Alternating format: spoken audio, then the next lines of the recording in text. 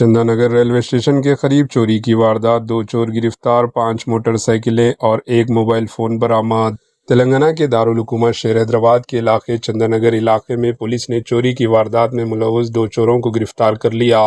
Police के मुताबिक गिरफ्तार चोरों की शिनाख्त विष्णुवर्धन और भानु प्रसाद के नाम से हुई।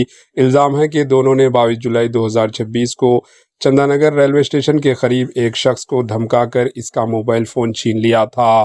चंदानगर पुलिस ने फौरी कार्रवाई करते हुए दोनों चोरों को गिरफ्तार कर लिया। इनके पास से 5 मोटरसाइकिलें और 1 मोबाइल फ़ोन भी बरामद किया है। पुलिस इस मामले की मज़ीद तफ्तीश कर रही है ताकि चोरों की दीगर क्राइम और मुमकिना साथियों के बारे में मालूमात हासिल की जा सके। Bureau report, H news.